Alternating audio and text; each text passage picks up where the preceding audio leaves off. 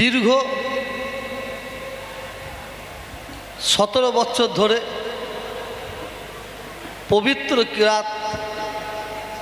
কিরাতের মজলিস আজ পর্যন্ত হয়ে চলেছে। যখন আমি পুরাতন দরবারে ছিলাম,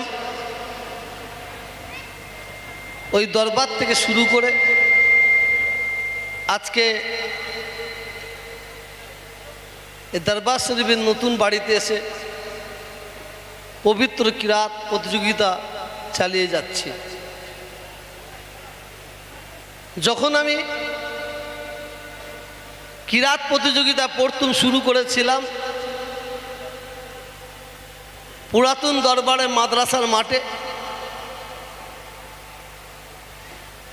খুব দুঃখের সঙ্গে বলছি, তখন অনেকে অনেক রকম ফতোয়া মেরেছিল। টিভিতে দেখা যাবে না, ফটো তোলা যাবে না, অমুক তমুক। আল্লাহ শকর, যারা সেই সময় এই কিরাত প্রতিযোগিতার বিরুদ্ধে কথা বলেছিল, তাঁরা এখন যে কাজের বিরুদ্ধে করেছিল সেই কাজের মধ্যে তাঁরা সবচেয়ে বেশি লিপ্ত আছে। আমাকে বহুত মানুষ, বহুত পীরজাদা এবং আমার ভাইয়েরাও বলেছিলেন, তোহা তোমার বাড়িতে প্রতি বছর একটা জলসার মজলিসের আয়োজন করো। কেউ কেউ বলেছে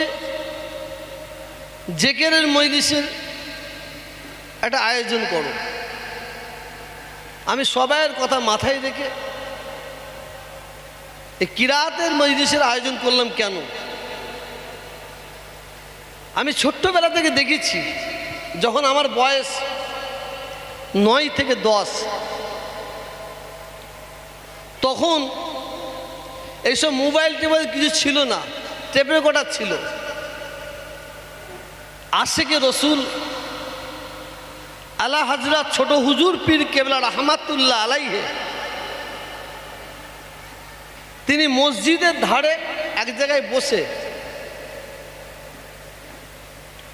টেপ রেকর্ডের মধ্যে ক্যাসেট চালিয়ে দিতেন।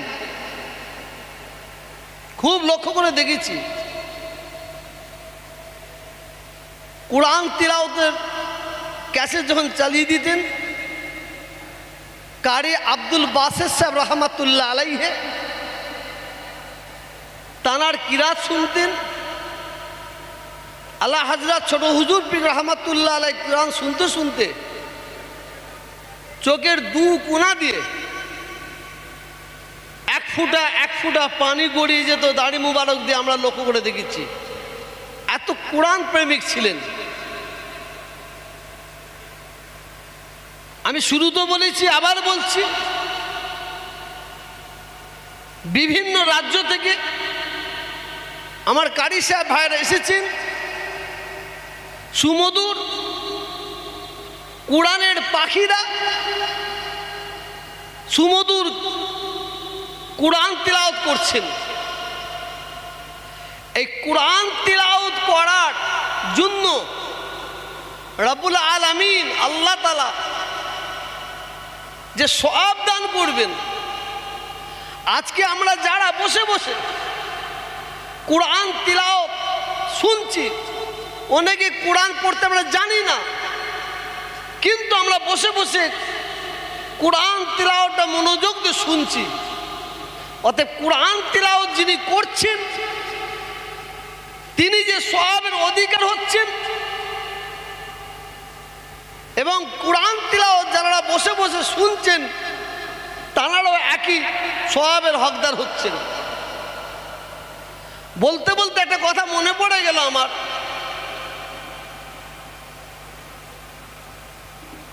কোন এক জায়গায় এক ব্যক্তি, তিনি সবসময় মদের দোকানের সম্মুখে বসে থাকতেন। সাধারণ মানুষ যারা ওই রাস্তা দিয়ে যাতায়াত করতেন, সবাই কিন্তু ভাবতেন এ বড় মাতাল, এ বড় মতখোর। আবার ওনাকে কেউ নামাজ পড়তে কোনো সময় দেখেননি। আল্লাহর হুকুম, ওই ব্যক্তি ইন্তেকাল করলেন, গোসল দিবার পরে জানাজার নামাজ পড়িয়ে নিয়ে তাকে দাফন দেওয়া হয়েছে। কয়েক বছর পরে দেখা যায় ওই কর্মস্থান থেকে খুশবু বেরোতে আরম্ভ করেছে। পাড়ার মানুষ, এলাকার মানুষ, গ্রামের মানুষ ওই কর্মস্থানের ভেতরে ঢুকে দেখে ওই ব্যক্তির কবর থেকে খুশবু বেরোচ্ছে, মেসকে আম্বানির খুশবু বেরোচ্ছে। কোন ব্যক্তি? যে ব্যক্তিকে দুনিয়ার মানুষ দেখতো যে মদের দোকানের সম্মুখে বসে থাকতো সবসময়, আর তাদের মধ্যে মাথায় একটা জিনিস ঢুকেছিল, তাহলে ও নিশ্চয়ই পাকা মাতাল, বড় মদখোর। এবং কোনোদিন তাকে কেউ নামাজ পড়তে দেখতো না, কিন্তু তার কবর থেকে মেসকে আম্বারের খুশবু উঠতে আরম্ভ করেছে। এলাকার মানুষের মধ্যে একটা আলোচনা শুরু হয়ে গেল, কি ব্যাপার? আমরা তো এই ব্যক্তিকে কোনোদিন নামাজ পড়তে দেখিনি, আমরা সবসময় মদের দোকানের সম্মুখে বসে থাকতে দেখি, আর এই ব্যক্তির কবর থেকে মেসকে আম্বারের খুশবু বেরোতে আরম্ভ করেছে। এর আসল ভেদাভেদটা কি, আসল রহস্যটা কি জানার দরকার আছে। এই রহস্য জানতে গিয়ে, জানার জন্য এলাকার মানুষ কিছু একত্রিত হয়ে ওই ব্যক্তির স্ত্রী বেঁচে আছেন তানার কাছে গিয়ে হাজির হয়। তানাকে জিজ্ঞাসা করে, আপনার স্বামীর সম্পর্কে একটু বলুন। স্বামীর তার জীবনে তিনি কি কি কাজ করতেন, এই কাজের মধ্যে আমাদের দু একটা শোনান। তার স্ত্রী তখন জবাব দিয়েছিল, আমার স্বামী সারাদিন জন্মজুরি খাটে, যে অর্থ উপার্জন করে কিছু মাত্র বাড়িতে দেয়, বাকি অর্থ নিয়ে মদের দোকানের পাশে চুপ করে বসে থাকে। আর যারা মদ খাওয়ার জন্য দোকানের সম্মুখে হাজির হয়, আমার স্বামী তাদের ঘরে বুঝিয়ে আল্লাহর ভয়, দিনের ভয়, ইসলামের ভয় দেখিয়ে মদের দোকান থেকে ফিরিয়ে দেয় এবং তাদের হাতে কিছু অর্থও দেয়। আর আমার স্বামী এমন একটা রাত নয়, সারা রাত ধরে নামাজ আদায় করে নামাজ পাড়ি দিচ্ছে ঘরের ভেতরে। আমার স্বামী ছিল মূর্খ, জাহেল, অজ্ঞ, কুরআন শরীফ তিলাওয়াত করতে জানে না। আমি লক্ষ্য করে দেখেছি, গভীর রাত্রিরে আমার স্বামী কুরআন শরীফ খুলে দিয়ে প্রত্যেকটা অক্ষরে, প্রত্যেকটা আয়াতে, প্রত্যেকটা অক্ষরে হাত দিয়ে, হাত বুলিয়ে বুলিয়ে আঙুল দিয়ে দিয়ে বলতে, আল্লাহ আমি কুরআন পড়তে জানি না, আল্লাহ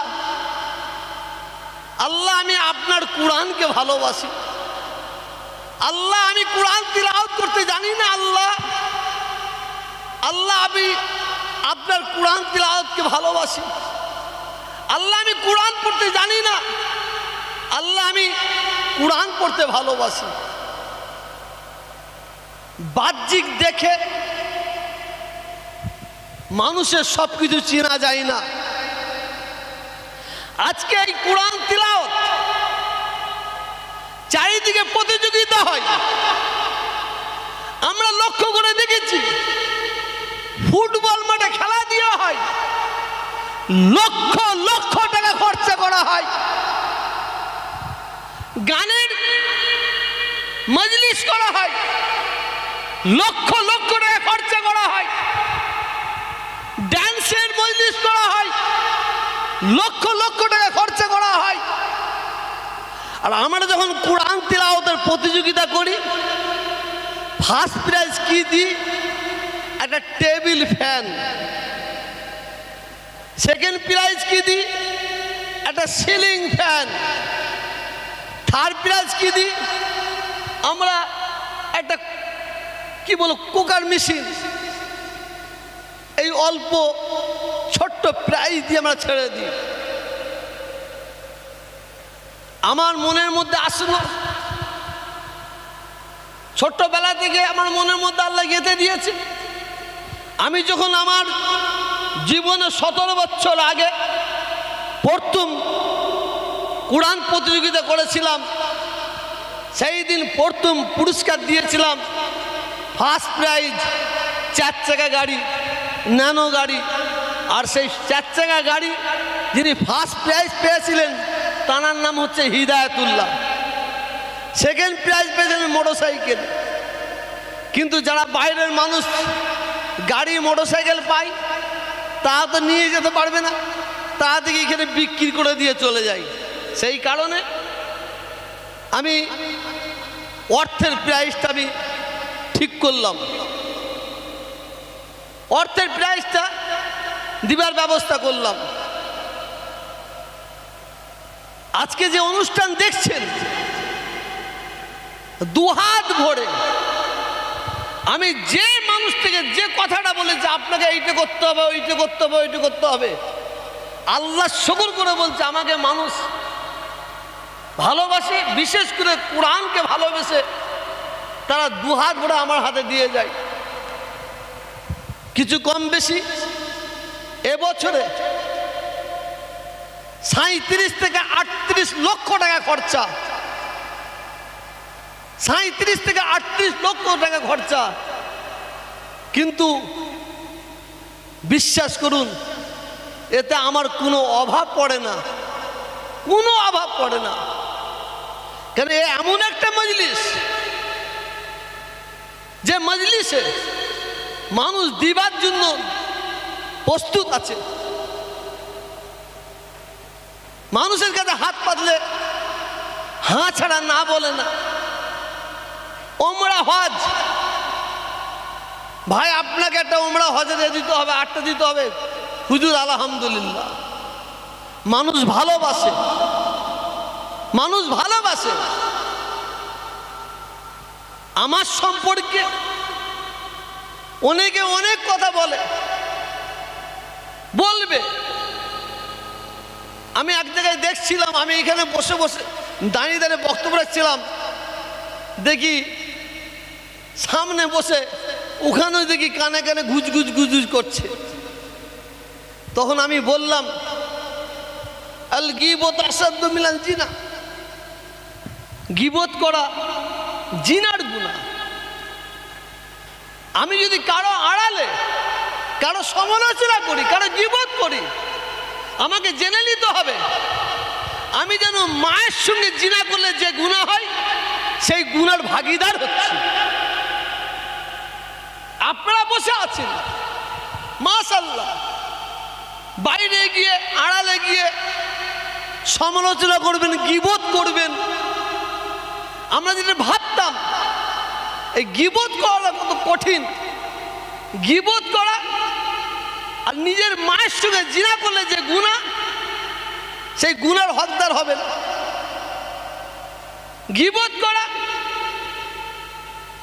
মরা ভাইয়ের গোশত খাওয়া এক, গীবত করা মহিলাদের মেন্সের রক্ত খাওয়া এক। আজকে আমরা মুসলমান, নিজেকে মুসলমান বলে দাবি করি, আমাদের কাজ থাকবে, আমাদের কাজ থাকবে একটা ভাই ভালো কাজ করছে, সেই ভালো কাজে আপনি সহযোগিতা, অর্থের সহযোগিতা নাও যদি করতে পারেন অন্তত পিঠে এসে হাতটা বুলিয়ে দিয়ে বলবেন, ভাই চালিয়ে যান, খুব ভালো কাজ, খুব ভালো কাজ। এইটি তো আমাদের কাজ হওয়া দরকার। সারা বিশ্বের মুসলমান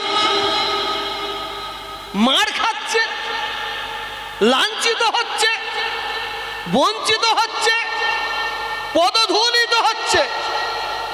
এর কারণটা কি? এর কারণটা হচ্ছে আমাদের মধ্যে ঐক্য নাই, আমাদের মধ্যে একতা নাই, আমাদের মধ্যে ভ্রাতৃত্ব নাই, আমাদের মধ্যে ভালোবাসা নাই, আমাদের মধ্যে খোদাই খাব নাই। একজন মৌলানা সাহেব মাইকে ওয়াজ করতে উঠে বলছে, গোল টুপি মাথায় দিয়া জায়েজ। ও বক্তা ওয়াজ করে চলে গেল। তারপরে আর একটা বক্তা এসে বলছে, না না না, গোল টুপি নাই, লম্বা টুপি মাথায় দিয়া জায়েজ। একজন সাধারণ ব্যক্তি, সে ওয়াজটা শুনতো না।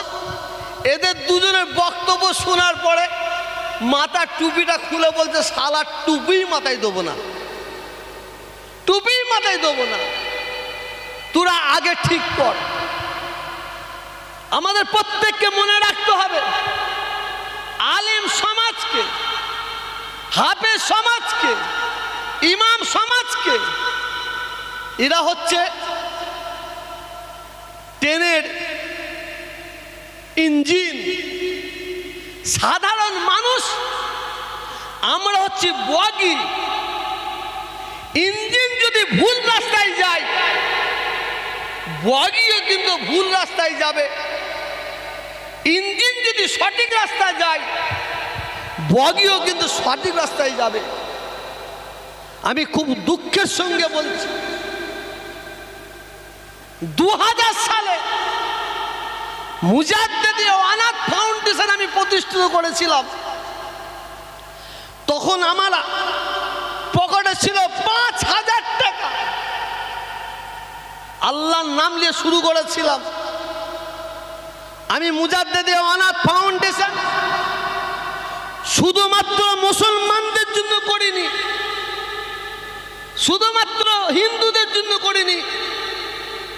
আমি মুজাদ্দেদে অনাথ ফাউন্ডেশন করেছিলাম মানুষের জন্য।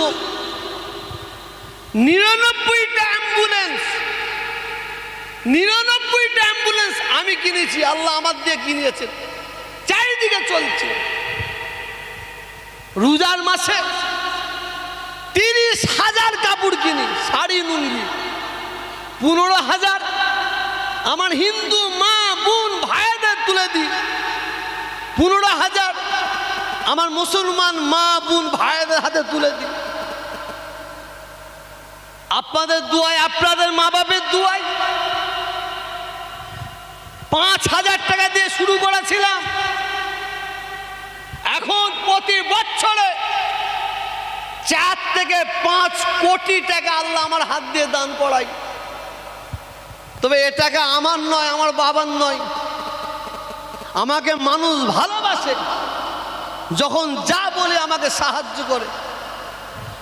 মানুষের সাহায্য নিয়ে দোয়া করবেন। কোরআনের মাইলিসে দোয়া চাইছি, মানুষের জন্য চিটিংবাজি না করতে হয়, ধোঁকাবাজি না করতে হয়, ফেরেববাজি না করতে হয়। আমার ভয়টা কি জানেন? বিশ্বাস করুন, সারা পশ্চিম বাংলায় মুসলমানরা যখন বিপদে পড়ে, মুসিবতে পড়ে, সাহারা খোঁজে।